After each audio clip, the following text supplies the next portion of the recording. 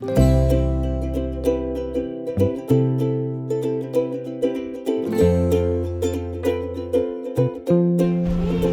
আমি রান্না করছি গরুর মাংস আর লাউ দিয়ে একেবারে ঘরোয়া মজাদার রেসিপি।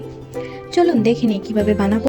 এই রেসিপির জন্য আমি নিচ্ছি গরুর মাংস 500 গ্রাম, লাউ একটি মাঝারি সাইজের ছোট টুকরো করে কাটা, পেঁয়াজ 2 কাপ, রসুন আদা বাটা 2 টেবিল চামচ, গুঁড়ো মরিচ, হলুদের গুঁড়ো, জিরের গুঁড়ো, লবণ আর একটু তেল। চুলায় একটা প্যান বসিয়ে তেল গরম করে নিন। তেল গরম হয়ে গেছে, এখন এই তেলে 2টো তেজপাতা, 2টো দারচিনি, এলাচি দিয়ে দেন। প্রথমে তেলে পেঁয়াজ দিন আর একটু ভেজে নিন।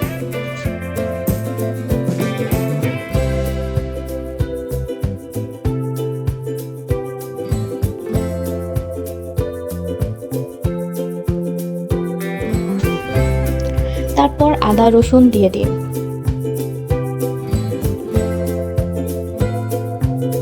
মশলাগুলো দিয়ে ভালোভাবে কষান।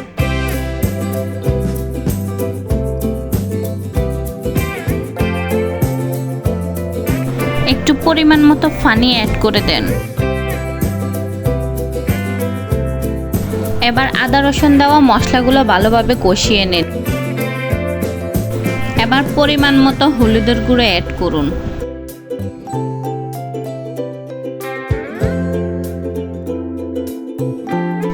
এবার পরিমাণ মতো মরিচের গুঁড়ো অ্যাড করে দিন।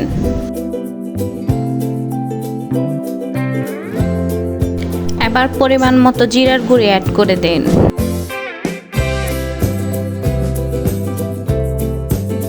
এবার ভালোভাবে মশলাগুলোকে নাড়াচাড়া দিয়ে কষিয়ে নিন। পরিমাণ মতন লবণ দিয়ে দিন।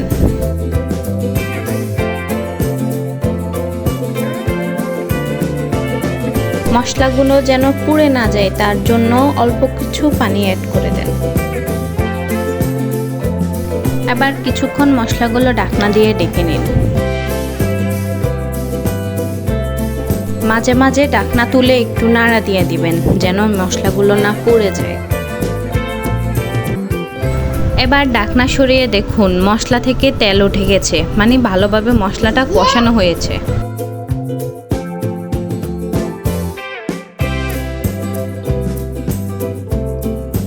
তারপর গরুর মাংস দিয়ে দিন।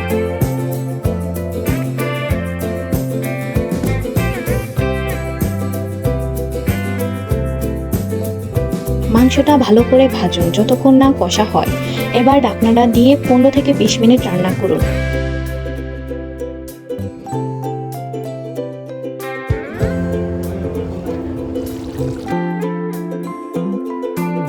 যখন দেখবেন মাংস থেকে তেল উঠে এসেছে তখন বুঝবেন মাংস ভালোভাবে রান্না হয়েছে। আর দেখবেন মাংস সিদ্ধ হয়েছে কিনা।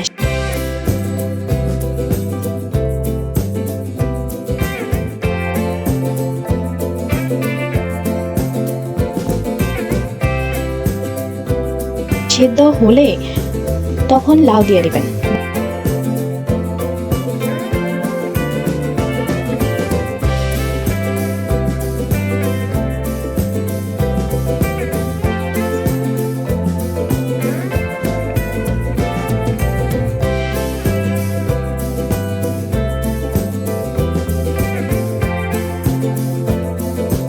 ভালোভাবে নাড়ুন, ঢেকে দিন 10 মিনিট।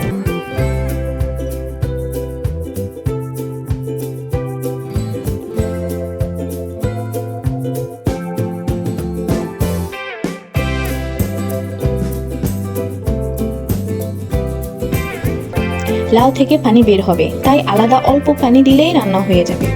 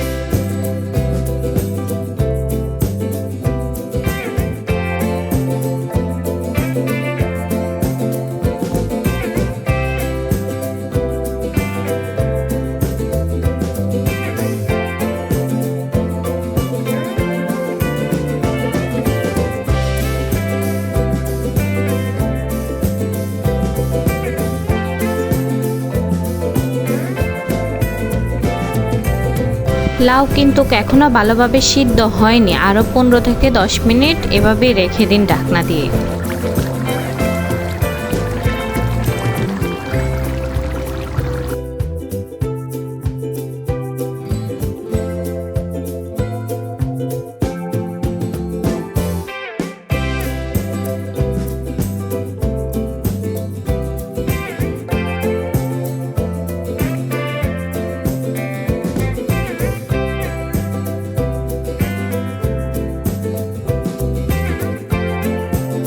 এবার ভালোভাবে সিদ্ধ হয়ে গিয়েছে।